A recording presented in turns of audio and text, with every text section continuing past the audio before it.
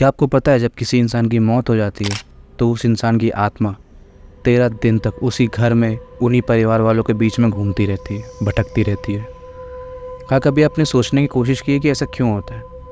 अब हिंदू धर्म के अनुसार ये 13 दिन में उस आत्मा का हिसाब किताब होता है कि भाई तुमने क्या अच्छे कर्म किए, क्या क्या बुरे कर्म किए, या कैसे।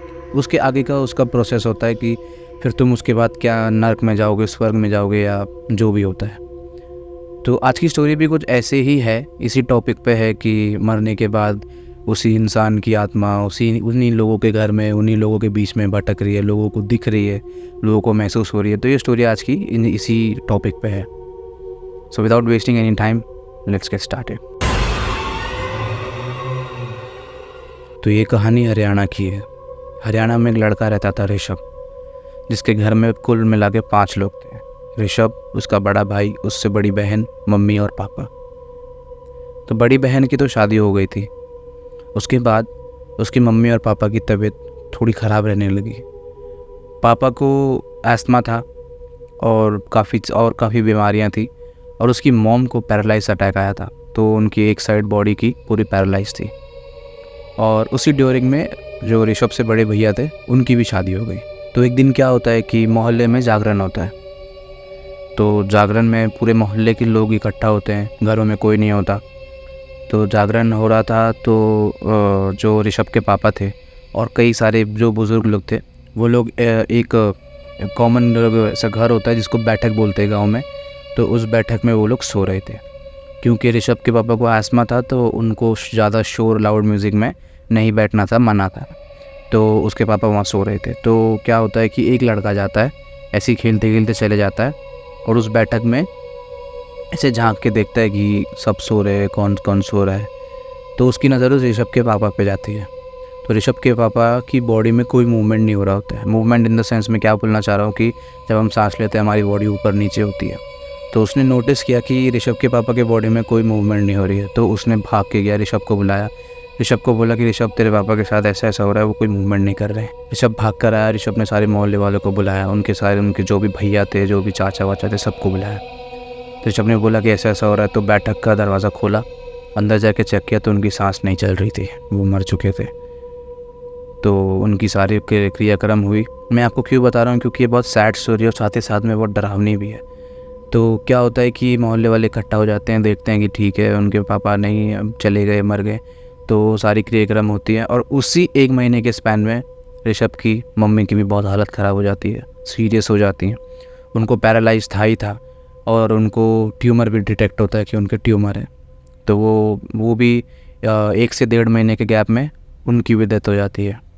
एंड बिकॉज ऑफ पैरालिसिस उसकी मम्मी चल नहीं पाती थी। उसकी मम्मी ऐसे हाथों के बल चलते थे, जैसे कोई एक अपंग इंसान चलता है। तो वो उनके पैर ख़राब थे, तो वो चल नहीं पाती थी। तो क्या होता है कि ये दोनों, उनके ऋषभ के मॉम और डैड दोनों एक्सपायर हो जाते हैं। तो जो उनके बड़े भैया थे, ऋषभ के बड़ा भाई, कैसा था कि उनका 2 फ्लोर का घर था। अब जैसे गांव में घर होते हैं कि पहले एक बहुत बड़ा वरांडा होता है, फिर एक छोटा सा पैसेज होता है, फिर एक कमरा होता है, उसके ऊपर और एक कमरा होता है। तो जो उसके बड़े भैया थे वो ऊपर वाले कमरे में रहते थे, और ऋषभ जो था अकेला वो नीचे कमरे में रहता था। तो एक दिन क्या हुआ कि जो ऋषभ के बड़े भैया थे, उनको ऐसा सपना आता है कि उनकी मम्मी जो है, ऋषभ की मम्मी, ऋषभ और वो बड़े भैया की मम्मी, वो घर में है। सपने में उनको पता है कि वो मर चुके हैं, बट उनको सपना आ रहा है कि ऋषभ की मम्मी घर में है, और जो 2nd फ्लोर पे जाने की सीढ़ी है, उनकी मम्मी वहाँ पे रेंग के चढ़ने की कोशिश कर रही है। तो वो ऐसे उठता है, वो ऐसे ऋषभ का बड़ा भाई कि क्या सपना देखा मैंने, ऐसा डर जाता है, काफ़ी पसीना पसीना हो जाता है। और फिर वो ऐसे उठता है, देखता है कि ये क्या था मतलब, और फिर वो उस सपने को ऐसे याद करता है। तो वो बाहर जाके देखने की कोशिश करता है कि ये सपना ही था कि सच में तो नहीं था। तो बाहर जाके देखता है तो उसकी मम्मी सच में वहाँ चढ़ रही थी, उस सीढ़ी पे रेंग के से चढ़ने की कोशिश कर रही थी। और जो जब हम ताकत लगाने की कोशिश करते हैं बिना पैर का यूज़ किए हाथ से चढ़ने की, तो कैसी वो स्ट्रगल वाली आवाज़ आती है ना मुँह से, वैसी आवाज़ें आ रही थी। तो वो जो ऋषभ के बड़े भैया थे वो डर गए, काफ़ी डर गए। वो भाग के अपने रूम में गए, उन्होंने अपनी वाइफ को बताया। वाइफ डर गई, मतलब ऑब्वियसली डरेगी वो तो उन्होंने बाहर आके देखा तो कुछ भी नहीं था। और फिर उनकी वाइफ ने बोला कि शायद आपने बहुत सपना देखा है, बुरा सा सपना देखा है और आप उसको सच मान रहे हो ऐसा। ठीक है, ये एक था किस्सा। अब दूसरा किस्सा ये था कि ऋषभ का एक भांजा था, तो वो मुंबई में रहता था। तो मुंबई से वो अपने घर गया हुआ था, मामा के घर गया हुआ था, नानी मामा के घर पे। और वो भांजा तो था वो ऋषभ के बहुत क्लोज था। वो लोग मोस्टली वो लोग साथ में ही टाइम स्पेंड करते थे। कहीं भी जाना, कहीं भी चॉकलेट लेना, खाने जाना, कहीं भी जाना, ऋषभ उसके भांजे को लेके जाता था। तो एक दिन क्या हुआ इसी ड्यूरिंग में, क्योंकि वो भांजा ऋषभ से बहुत क्लोज था, तो उनके मम्मी और पापा के एक्सपायर होने के बाद वो भांजा ऐसा हो गया कि मतलब मैं मेरे मामा के लिए कुछ भी करूँगा, मैं मामा से बहुत प्यार करता हूँ, ऐसा वगैरह ये सब चीज़ थी। तो ऋषभ ने इंसिस्ट किया अपने भांजे को कि आज तू मेरे साथ सो जा। और उस दिन शायद जो ऋषभ के बड़े भैया थे वो घर में नहीं थे, वो अपने शायद ससुराल गए थे अपनी वाइफ के साथ में। तो ऋषभ के भांजे ने ज़िद की कि मामा हम ऊपर सोते हैं। तो ऋषभ ने बोला ठीक है। तो ऋषभ और उसके भांजे चले गए ऊपर सोने के लिए। तो ऋषभ तो सो गया, पर वो उस भांजे को नींद नहीं आ रही थी, उस लड़के को नींद नहीं आ रही थी। वो लड़का ऐसे देख रहा है, इधर उधर देख रहा है। रात में अंधेरा, पूरा अंधेरा है, कमरे में पूरा अंधेरा है, सिर्फ पंखे की आवाज़ आ रही है और पूरा अंधेरा है। तो एक खिड़की है कमरे में, दरवाजे के बगल में खिड़की होती है, तो वहाँ से ना चांद की रोशनी आ रही थी कि जैसे रात में चांदनी पड़ती है तो किसी चीज़ की शैडो दिखती है, तो ऐसा उस चीज़ की शैडो आ रही थी। तो वो लड़का उसी शैडो को देख रहा था ऐसे सोते सोते, और कुछ ना कुछ सोच रहा था, ऐसे देख रहा था, सोच रहा है। तो अचानक से क्या होता है कि वो शैडो ऐसे कवर हो जाती है, ढक जाती है। और ढक भी जाती है मतलब ऐसा कि ऐसे चुटकी भर में ढक गई, ऐसे जब गायब। तो वो ऋषभ का भांजा सोचता है कि ये क्या हुआ, मतलब समझ में नहीं आया, ऐसा कैसे हो सकता है, ये इतनी रोशनी थी, अचानक से कैसे अंधेरा हो गया, अचानक से कैसे ढक गया, कहीं चोर तो नहीं आ गया ऊपर की, कहीं कुछ तो नहीं आ गया। वो ऐसे सोच रहा है। फिर धीरे धीरे क्या होता है कि वो दरवाज़ा, जो उसका दरवाज़ा था, उसमें जब वो खुलता था, वो कमरे का दरवाज़ा जो ऊपर का था, उसमें से हल्की हल्की आवाज़ आती थी, क्योंकि लकड़ी का दरवाज़ा था और पुराना टाइम की बात है, ये कम से कम 15 साल पुरानी बात है। तो क्या होता है कि उस दरवाज़ा ऐसे हल्का हल्का खोलता है तो cut cut cut cut cut cut ऐसी आवाज़ आती है।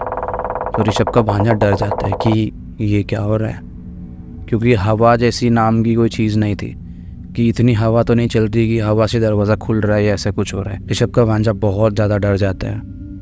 एंड उनके घर में, उनके कमरे में ऊपर एक स्टूल था, ऐसे लंबा स्टूल था, जिसपे जो चाय वाले की टपरी के पास होता है ना, वैसे ही काइंड ऑफ स्टूल था, लंबा, जिसपे एक साथ 4-5 लोग बैठ सकते हैं आराम से। और वो एक साइड से उसका जो पाया था, चार पाए होते हैं, उसका एक साइड का पाया हल्का सा लूज था, तो स्टूल ऐसे डगमग डगमग ऐसे होता था।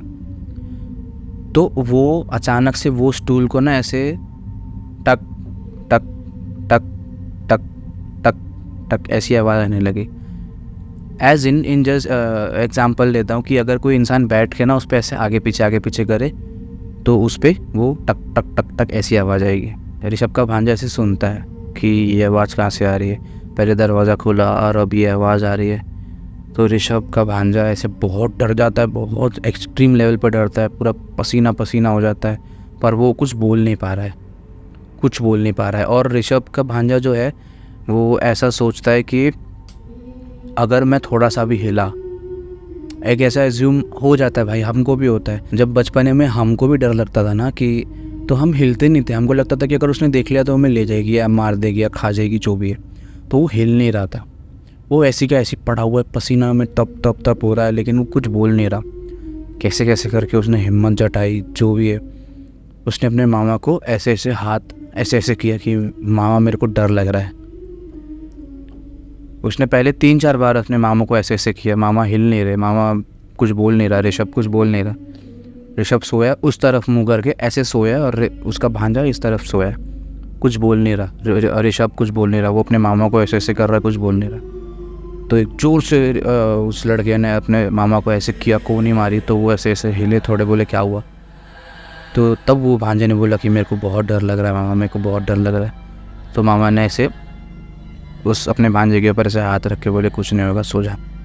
फिर ये चीज़ थी। उसके बाद पता नहीं वो लड़का कब सो गया, वो पता भी नहीं चला उसको कब सोया। फिर जो मेन चीज़ है, सुबह उठ के उसने अपने मामा को बताया कि मामा ऐसा हो रहा था कि मैंने खिड़की में से शैडो देखा, फिर दरवाज़ा खुल रहा था, फिर वो टेबल की हिलने की आवाज़ आ रही थी। सीएम मैं बोल रहा हूँ, मुझे गूज़बम्स आ रहे।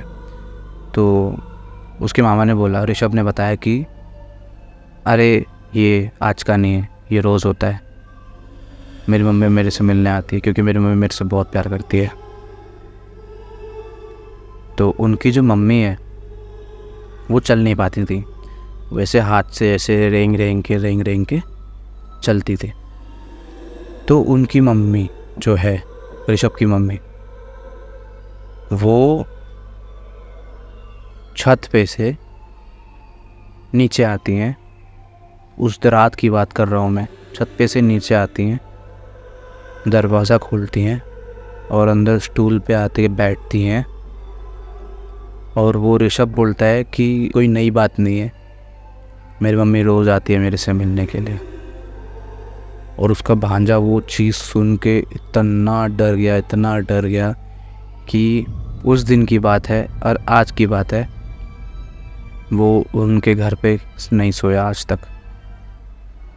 बहुत मतलब ये कितनी वैसी बात है यार कि मतलब आप एक इंसिडेंट से डरे हो और सामने वाला बोल दे कि ये तो रोज़ का है, ये कोई नई बात नहीं है मेरे लिए, मेरी मम्मी मेरे से रोज़ मिलने आती है, जो कि 1.5 महीने पहले एक्सपायर हुई है।